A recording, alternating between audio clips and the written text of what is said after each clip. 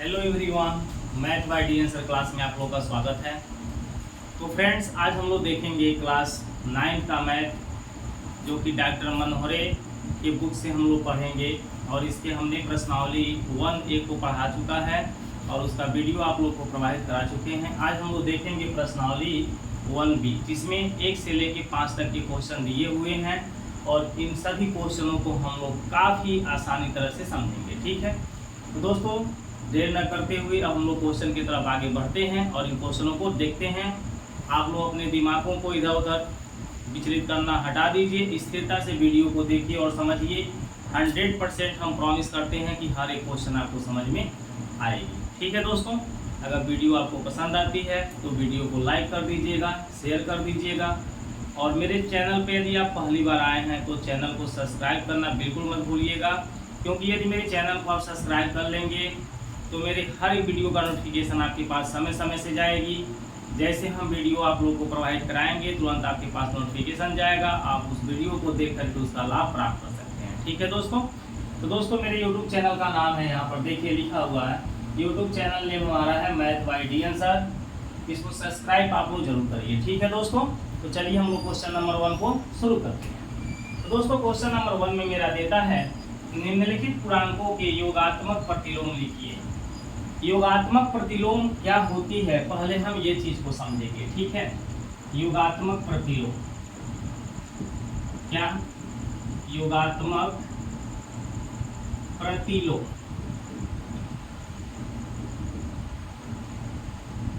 ठीक है, योगात्मक प्रतिलोम होता क्या है दोस्तों? किसी भी संख्या का योगात्मक प्रतिलोम वह संख्या होती है जिसे दी हुई संख्या में हम जोड़ दें तो उसका योगफल हमें 0 प्राप्त हो। बात समझ में आ रही है? कहने का तात्पर्य यह है, अगर हमसे मान लीजिए कोई कहता है कि a का योगात्मक प्रतिलोम बताइए क्या होगा, तो हम इस a का योगात्मक प्रतिलोम एक ऐसे संख्या की तलाश करेंगे जो कि इनमें जोड़ने पर क्या हो जाए, 0 हो जाए। तो a में हम कौन सी संख्या जोड़ेंगे कि 0 हो जाएगा, वही इसका योगात्मक प्रतिलोम बनेगा। तो a का योगात्मक प्रतिलोम -a बनेगा, क्योंकि -a को अगर इस a में हम जोड़ेंगे तो हमारा आंसर क्या आने वाला है, 0 आने वाला है। क्या आने वाला है? 0 आने वाला है। कैसे आएगा देख लीजिए, ये a है, प्लस और माइनस के गुणा से क्या बनेगा, माइनस।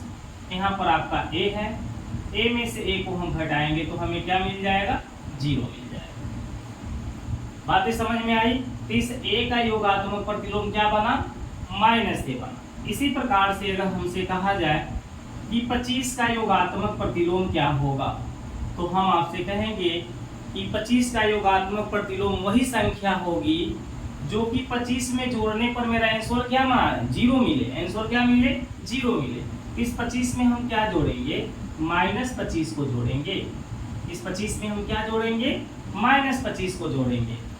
क्यों? क्योंकि प्लस और माइनस मिलके माइनस बनेगा। यहाँ हम लिखेंगे 25 प्लस माइनस मिलके माइनस हो जाएगा 25, और 25 में से 25 को हटा दें तो क्या आएगा, 0 आएगा। तो मेरे कहने का सबसे मेन बड़ा उद्देश्य क्या था कि एक ऐसी संख्या आपको दी हुई है जिसका योगात्मक प्रतिलोम ज्ञात करना, कोई भी संख्या दे सकता है, तो उसका योगात्मक प्रतिलोम बताने के लिए वही संख्या आपको लिखना है, लेकिन चिन्ह को बदल देना है। जैसे यहाँ पर मेरे पास +25 दिया हुआ है और इसका योगात्मक प्रतिलोम पूछ रहा है, इसका योगात्मक प्रतिलोम क्या निकल के आ रहा है, -25 निकल के आ रहा है। यानी वही संख्या देखिए 25 निकल के आ रहा है, लेकिन इसका चिन्ह क्या हो जा रहा है, बदल जा रहा है। क्या हो जा रहा है, बदल जा रहा है। अगर आपसे कोई कहे कि -7 का योगात्मक प्रतिलोम बताइए, तो -7 का योगात्मक प्रतिलोम क्या बनेगा, +7 बनेगा। अंक वही रहेगा मेरे दोस्तों, अंक वही रहेगी, केवल चिन्ह इसके बदल जाएंगे, क्योंकि प्लस और माइनस जब अलग अलग चिन्ह होता है तभी जाके घटाना होता है। हमने आपको एक वीडियो इसमें दिया है, जोड़ घटाना गुणा करने का नियम, चिन्ह के बारे में मैंने समझाया है, उस वीडियो को आप लोग देख लीजिएगा। ठीक है, तो यदि माइनस में कोई नंबर दिया हुआ है तो तो उसका योगात्मक प्रतिलोम क्या होगा, वही नंबर होगा लेकिन प्लस में होगा। और यदि प्लस में कोई नंबर दिया हुआ है और उसका योगात्मक प्रतिलोम पूछता है तो वही नंबर होगा लेकिन माइनस में होगा। जैसे 8 का योगात्मक प्रतिलोम हम 8 ही लिखेंगे, लेकिन ये 8 मेरा प्लस में दिया हुआ है तो हम किस में लिखेंगे, माइनस में लिखेंगे। अब उम्मीद करते हैं कि आपको भली भांति ये समझ में आ गया होगा। अब हम लोग क्वेश्चन नंबर 1 को तुरंत सॉल्व कर देते हैं। ठीक है, चलिए क्वेश्चन नंबर 1 को हम तुरंत सॉल्व कर लेते हैं।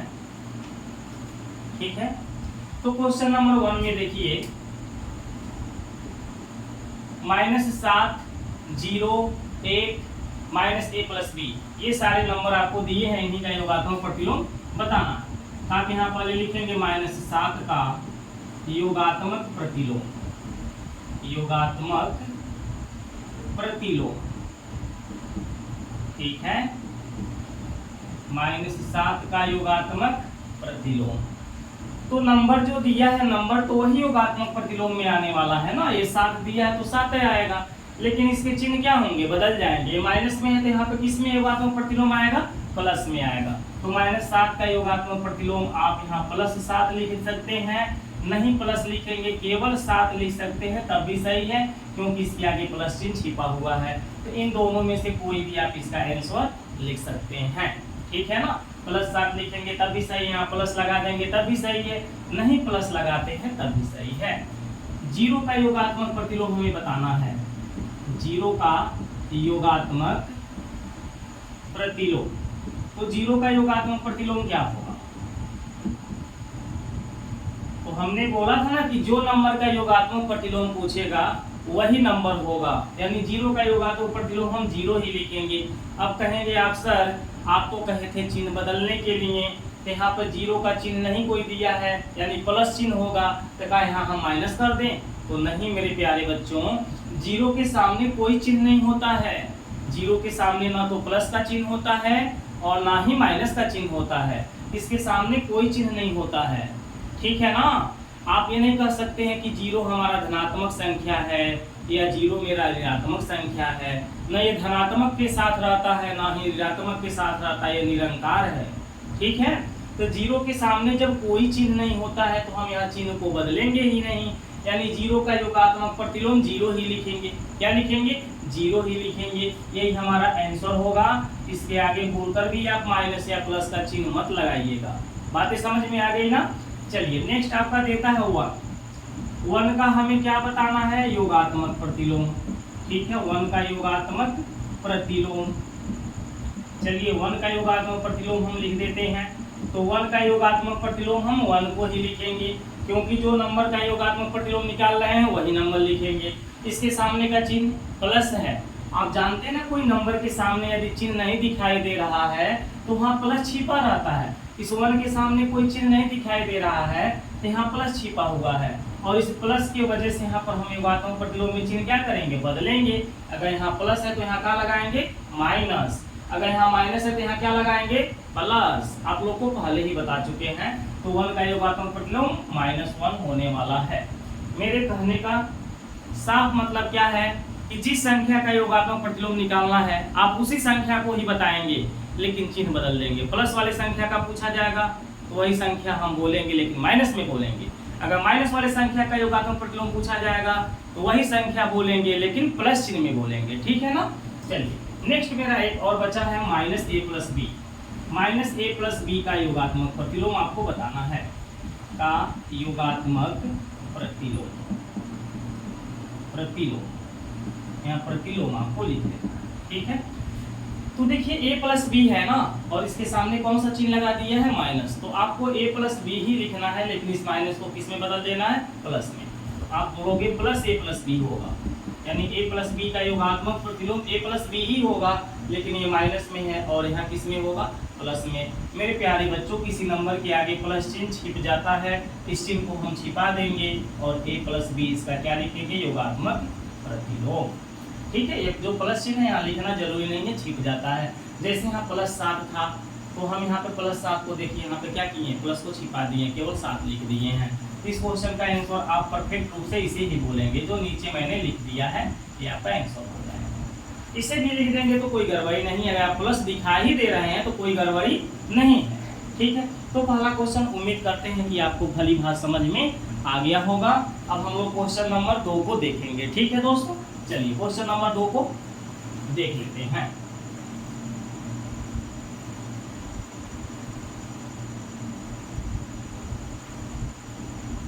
इनको हटा देते हैं, फिर क्वेश्चन नंबर 2 को हम लोग देखेंगे। ठीक है ना।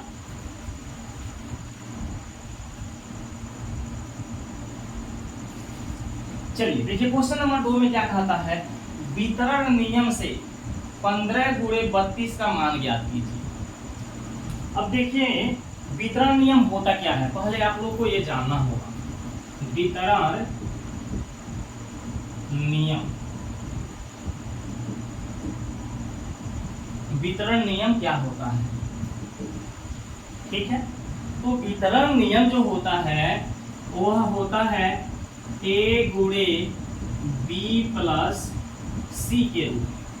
a गुणे b प्लस सी, इसको हम बोलते हैं गुणा का योग पर बायां वितरण नियम।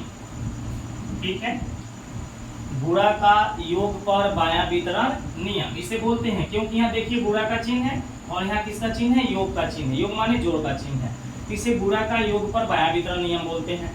a गुणे b प्लस सी ये वितरण नियम का फार्मूला है। अब इसे हम कैसे लिखेंगे, a का गुणा b में करेंगे तो लिखेंगे a गुणे b। ठीक है, फिर यहाँ प्लस का चिन्ह देखिए दिया है ना, b के बगल में किसका चिन्ह दिया, प्लस, प्लस लगा देंगे। फिर a का गुणा हम c से करेंगे तो यहाँ लिखेंगे a गुणे c। यही है हमारा वितरण नियम। ठीक है, क्वेश्चन नंबर 2 में जो आपका देता है, क्वेश्चन नंबर 2 का यहाँ हल देख लीजिए। क्वेश्चन नंबर 2 में जो आपका देता है बोलता है 15 गुणे 32, क्या देता है, 15 गुणे 32 का मान ज्ञात कीजिए। किस नियम से, वितरण नियम से। ठीक है, तो हम यहाँ पर इसे लिखेंगे 15 गुणे 32 को हम क्या लिखेंगे, 30 प्लस 2। 32 को क्या लिखेंगे, 30 प्लस 2। कैसे, आपको पता है ना, पहला संख्या यहाँ देखिए a रहता है और बाद वाली संख्या जो है ना, दो लोग आपस में जोड़े रहते हैं। b और c को आपस में क्या किया जाता है, जोड़ दिया जाता है। क्या किया जाता है, जोड़ दिया जाता है। ठीक है दोस्तों, हाँ तो देखिए 15 गुणे 30 प्लस 2 क्यों लिखी, क्योंकि हमने बताया ना कि b और c को यहाँ पर लास्ट में दो संख्या को जोड़ा जाता है। यहाँ पर हम इन दोनों को क्या किए हैं, जोड़ दिए हैं। अब जब इनको हम तोड़ेंगे तो क्या बनेगा बताइए, 15 गुणे 15 का गुणा 30 में होगा तो 15 गुणे हम 30 लिख लेंगे। फिर प्लस का चिन्ह लगाएंगे, 15 का गुणा 2 में करेंगे तो हो जाएगा 15 गुणे 2। जिस तरह से सूत्र हमारा ये लिखा हुआ है फार्मूला, उसी तरह से इसको हम लिखे हुए हैं। यहाँ a का मान 15 दिया है, b का मान 30 दिया है, c का मान 2 दिया है। ठीक है ना, तो हम a का मान भी पहचान गए, b का मान भी पहचान गए, c का मान भी पहचान गए।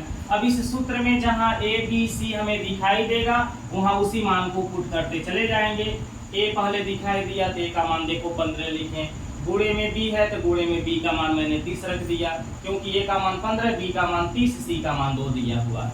ठीक है, प्लस a का मान देखो 15 और c का मान क्या है 2। अब इनका गुणा कर लो, 15 का 30 में गुणा करोगे 450 आएगा, 15 का 2 में गुणा करोगे 30 आएगा। 450 में यदि हम 30 को जोड़ते हैं तो 480 हमारा क्या हो जाता है, आंसर हो जाता है। ठीक है ना दोस्तों, तो दोस्तों इस तरह से हमारा क्वेश्चन नंबर 2 भी क्या हो जाता है, कंप्लीट हो जाता है। अब हम लोग क्वेश्चन नंबर 3 को देखेंगे। चलिए इसको भी हटा देते हैं, क्वेश्चन नंबर 3 को देखेंगे। क्वेश्चन नंबर 3 में देता है, दर्शाइए कि पूर्णांकों में योगात्मक नियम अद्वितीय होता है।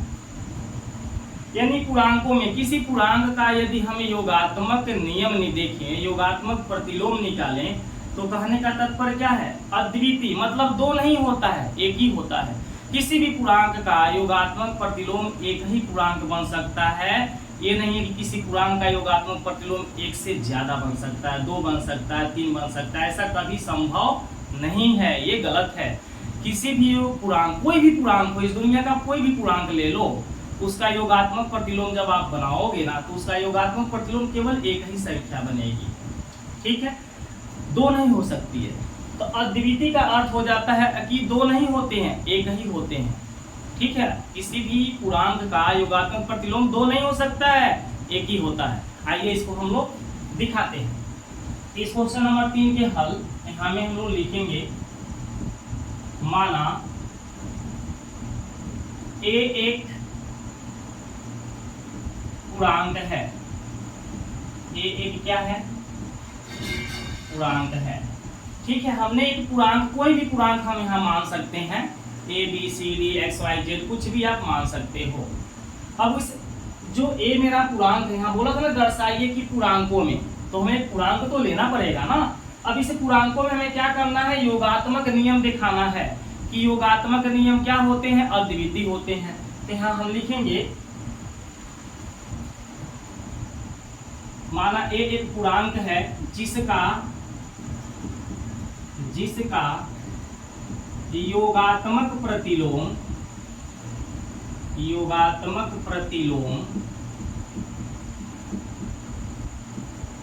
बी और सी है। देखो हमने इसकी योगात्मक प्रतिलोम एक ही संख्या होता है ना, कोई भी संख्या का योगात्मक प्रतिलोम एक ही संख्या बनता। मान लो हमने भी बताया ना कि कोई भी पूर्णांक है उसका योगात्मक प्रतिलोम एक से ज्यादा नहीं हो सकता है, ठीक है। लेकिन हमने ए का योगात्मक प्रतिलोम यहाँ बी और सी दो संख्या को मान रहा हूँ, क्योंकि ये कहा है कि अद्वितीय होता है, तो मैं दो को मान के देख रहा हूँ क्या ये दोनों होते हैं। अगर नहीं होते हैं तो उसे अद्वितीय ही कहा जाएगा, अगर हो जाएंगे तो अद्वितीय नहीं कहा जाएगा, यानी कहा जाएगा कि दो होते हैं। कोई भी पूर्णांक का योगात्मक प्रतिलोम दो को होते हैं, अगर ये दोनों के दोनों हो जाते हैं तो अभी तो मैंने माना है खाली ना, अब देखते हैं क्या ये होते हैं कि नहीं होते हैं, ठीक है ना। तो हमने लिखा, माना ए एक पूर्णांक है जिसका योगात्मक प्रतिलोम बी और सी है। अब यहाँ लिखेंगे योगात्मक प्रतिलोम के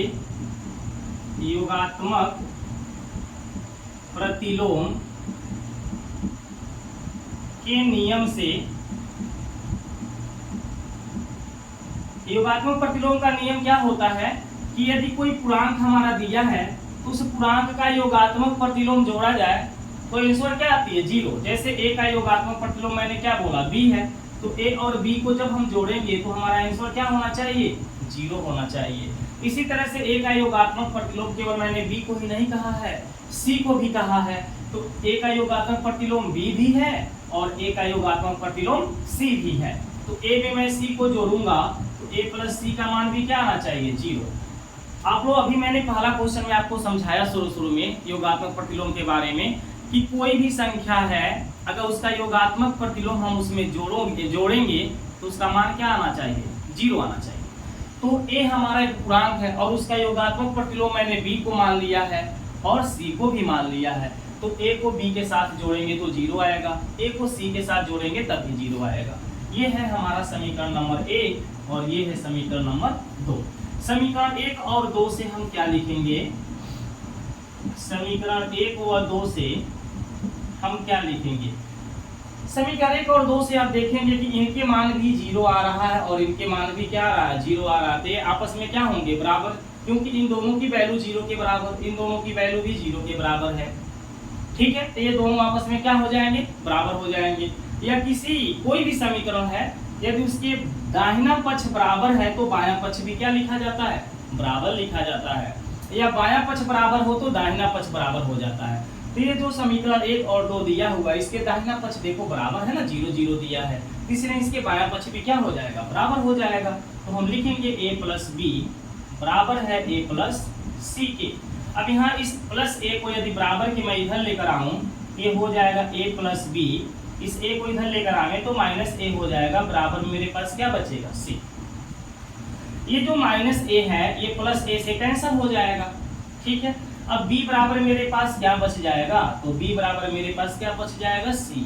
यानी जिन b और c को मैंने अलग अलग माना कि a का योगात्मक प्रतिलोम b भी होगा, a का योगात्मक प्रतिलोम c भी होगा, दो लोगों को मैंने माना था, वह दोनों के दोनों यहाँ पर क्या निकल गए, बराबर निकल गए। बराबर का मतलब वह एक ही संख्या निकल गए। जैसे बोलो 12, मान लो यहाँ मेरे पास 12 है, तो इस 12 के बराबर में तुम 13 को थोड़ा ना कह सकते हो यार, 12 के बराबर में तो 12 को ही बोलोगे कि 12 के बराबर क्या है, 12। तो जो हमने यहाँ b और जो हमने c देख रहा हूँ कि b और c बराबर है, तो b का जो मान आ रहा है वही मान किसका आ रहा है, c का भी आ रहा है कि नहीं आ रहा है। तो किसी भी पूर्णांक का योगात्मक प्रतिलोम एक ही संख्या होती है। हमने दो को माना, लेकिन दोनों का मान देखो क्या आ रहा है, एक ही संख्या, क्योंकि ये दोनों के दोनों बराबर आ रहे हैं। अर्थात इससे क्या निष्कर्ष निकलता है कि किसी भी पूर्णांक का योगात्मक प्रतिलोम अद्वितीय होता है। अब आपको यहाँ पर लिख देना है, अतः किसी भी पूर्णांक का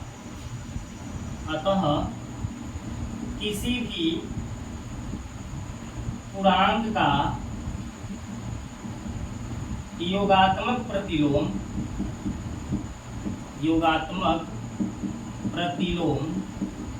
अद्वितीय होता है, ठीक है, अद्वितीय होता है। ठीक है, एक बार देख लें पूरा आपका दिख रहा है ना। चलिए, बहुत अच्छा कि हम लोग बहुत ऊपर है, दिख रहा है, नीचे तक दिखाई दे रहा है ना। तो इस तरह से आपको ये समझ में आ गया होगा भली बात। योगात्मक प्रतिलोम कहिए या योगात्मक नियम कहिए, यहाँ पे योगात्मक नियम दिया है तो आप योगात्मक नियम भी लिख सकते हैं। योगात्मक प्रतिलोम योगात्मक नियम एक ही चीज होता है, ठीक है। हटाइए। अब हम लोग क्वेश्चन नंबर 4 को देखेंगे।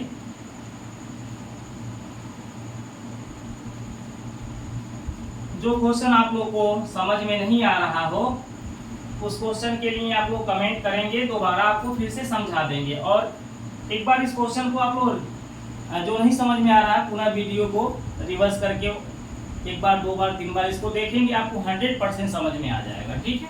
क्वेश्चन नंबर 4 में आते हैं। क्वेश्चन नंबर 4 देता है, दर्शाइए कि क्वेश्चन नंबर 4 तो हमने बता दिया ना।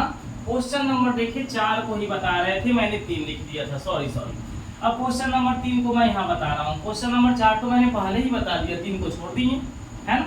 चलिए क्वेश्चन नंबर 3 को देखिए।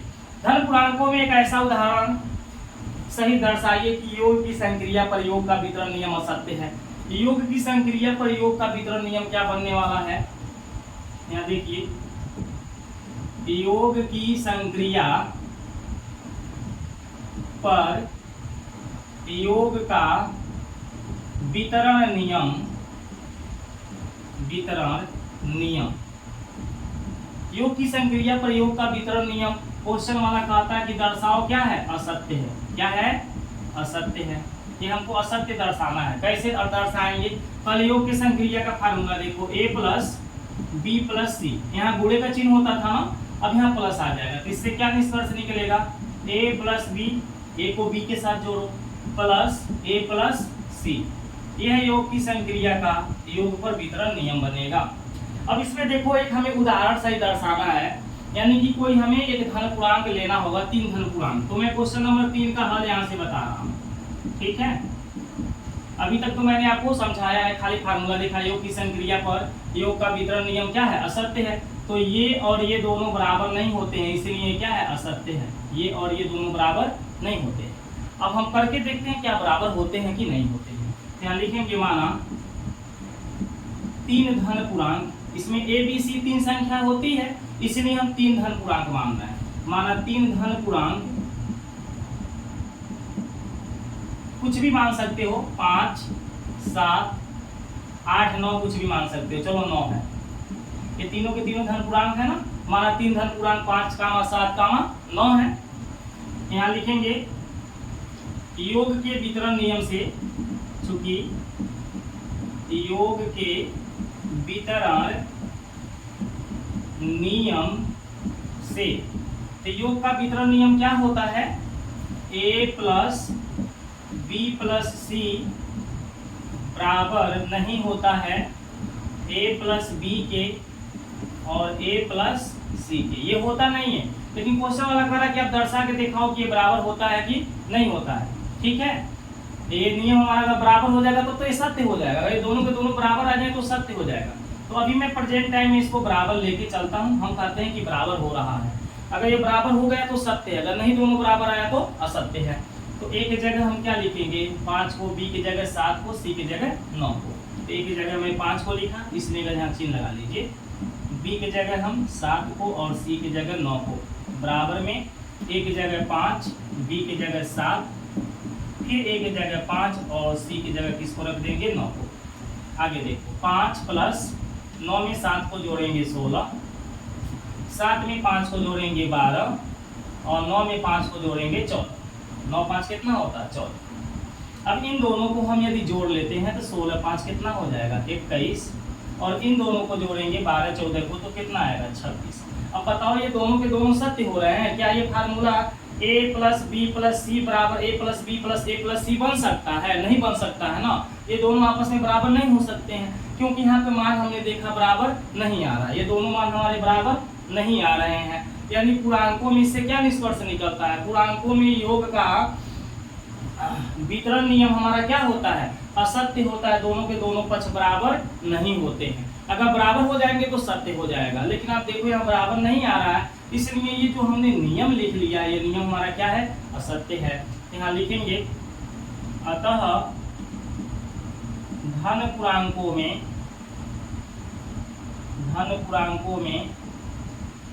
योग का वितरण नियम असत्य होता है। असत्य होता है, यही आपको सिद्ध करना था। प्रूव दैट इति सिद्धम, कुछ भी आप लिख सकते हैं। ठीक है, तो क्वेश्चन नंबर 3 बस इतना ही है। नियम ये होता है कि हमारे आपस में बराबर नहीं होते, ये दोनों के दोनों आपस में बराबर नहीं होते हैं, यानी योग का वितरण नियम ये क्या है? असत्य है। दोनों को बराबर, जब बराबर हो जाएंगे तो सत्य हो जाएगा। अब बराबर नहीं है तो ये नियम क्या है? असत्य, गलत नियम है। तो हमने यहाँ पर माना कि ये नियम मेरा सत्य है, लेकिन मैं जब इस पर जांच किया तो ये दोनों के दोनों असत्य मिल गए, ये दोनों के दोनों बराबर नहीं मिले। ठीक है, समझ में आ गया होगा, उम्मीद करते हैं। आगे बढ़ते हैं। आगे देखिए, क्वेश्चन नंबर 4 तक कंप्लीट हो गया। 4 पहले बता दिए थे, 3 अभी बता दिए। अब क्वेश्चन नंबर हम कौन सा देखेंगे? 5। चलिए लास्ट क्वेश्चन देख लेते हैं। निम्नलिखित संख्याओं में से धन पूर्णांक छांटिए। देखिए दोस्तों, धन पूर्णांकों को हमें छांटने के लिए कह रहा है, तो क्वेश्चन नंबर 5 के हल में हम धन पूर्णांकों को छांटेंगे। पहले हमारा दिया है 8 - 6। 8 में से 6 घटाएंगे तो क्या आएगा? 2। ये हमारा धन पूर्णांक क्या है? धन पूर्णांक। ठीक है, दूसरा देता है 2 - 5। 2 में से 5 को घटाएंगे तो -3 आएगा। ये धन पूर्णांक नहीं है, क्या है? ऋण पूर्णांक। कैसा पूर्णांक है? ऋण पूर्णांक है। बात समझ में आ रही है ना? आगे देखो, 1/3। 1/3 का मतलब होता है 3 से 1 में भाग देना। 0.3333 ऐसे हमारे आएंगे। तो 0.33 या कुछ भी आ रहा है, इसके आगे माइनस का चिन्ह नहीं ना आ रहा है, इसको हम धन पूर्णांक बोलेंगे। क्या बोलेंगे? धन पूर्णांक। जब 3 से 1 में भाग करोगे तो 1 नंबर आएंगे। ठीक है, आगे देखो, -3 गुणे में क्या दिया है? -4। ठीक है, माइनस माइनस के गुणा से बन जाता है प्लस, 3 और 4 के गुणा से बन जाता है 12। अब बताओ ये 12 मेरा क्या है? ऋण पूर्णांक है। यहाँ माइनस दिखाई दे रहा है? नहीं दिखाई दे रहा है, प्लस दिखाई दे रहा है। हम इनको बोलेंगे धन पूर्णांक। क्या बोलेंगे? धन पूर्णांक है। नेक्स्ट आगे देखिए, 8 भागा क्या दिया है? 2। 2 में 8 से भाग करें, 2 का 8 में भाग करेंगे तो 4 बार जाएगा, 2 चौका 8। ये 4 हमारा क्या है? धन पूर्णांक। ठीक है, धन पूर्णांक है। इसके बाद आपका देता है -5। -5 गुणे में क्या देता है? 3। -5 और 3 का गुणा करेंगे तो आपका आएगा -15। ठीक है, 5 3 15 होता है। ये माइनस है, इसके सामने माइनस नहीं दिया है, यहाँ प्लस चिन्ह छिपा रहता है, तो माइनस और प्लस की गुणा से माइनस आता है। ठीक है, ये हमारा क्या है? ऋण पूर्णांक है। कैसा पूर्णांक है? ऋण पूर्णांक है। आगे देखो, 3 गुणे 5 दे रखा है। 3 गुणे 5, 3 5 कितना होता है? 15। ये हमारा क्या होगा? धन पूर्णांक। धन पूर्णांक किसको कहेंगे? जिसके आगे जिसके सामने धन का चिन्ह दिखाई दे या कोई चिन्ह न दिखाई दे। कोई चिन्ह न दिखाई दे तभी धन पूर्णांक है, या धन का चिन्ह दिखाई दे। बाकी अगर जो ऋण का चिन्ह दिखाई दे रहा तो धन पूर्णांक नहीं कहलाएगा। तो मैंने सभी को चेक कर लिया, कौन धन पूर्णांक है, कौन धन पूर्णांक नहीं है। अब आपको क्वेश्चन में कहा था निम्नलिखित संख्याओं में से धन पूर्णांक को छांटिए। तो यहाँ पर आप धन पूर्णांकों को छांट दीजिए, लिख दीजिए अतः धन पूर्णांक बराबर, अतः धन पूर्णांक बराबर, धन पूर्णांक इसमें से जो आया उसको नोट कर लीजिए। पहला सवाल 8 - 6 धन पूर्णांक आया है, दूसरा नहीं आया, तीसरा आया कि नहीं आया? कौन आया? 1/3। 1/3 ये भी धन पूर्णांक आया है। इसके बाद ये भी धन पूर्णांक है, इसको हल किए हैं -3 गुणे -4 को, यहाँ लिख दीजिए -3 गुणे -4, ये दोनों के दोनों -3 गुणे -4 हमारा क्या है धन पूर्णांक। इसके नीचे वाला भी धन पूर्णांक है, किसको हल किए हैं 8/2, यहाँ 8/2, ये भी मेरा धन पूर्णांक हो जाएगा। और इसके बाद वाला जो संख्या था -5 गुणे 3, ये देखिए ऋण पूर्णांक है, तो इसको नहीं लिखेंगे। फिर नीचे वाला लास्ट है 3 गुणे 5, ये मेरा धन पूर्णांक निकला है, यहाँ लिख देंगे 3 गुणे 5। तो मैंने धन पूर्णांकों को छांट लिया, जितने मेरे सवाल में धन पूर्णांक थे उनको मैंने नोट कर दिया, ये हमारे धन पूर्णांक है, आंसर हो गया। इस तरह से आप क्वेश्चन को लगाएंगे। दोस्तों उम्मीद करते हैं कि आपको 1 से 5 तक के क्वेश्चन समझ में आ गए होंगे। यदि क्वेश्चन समझ में आ गया है तो वीडियो को लाइक करना बिल्कुल मत भूलिए। वीडियो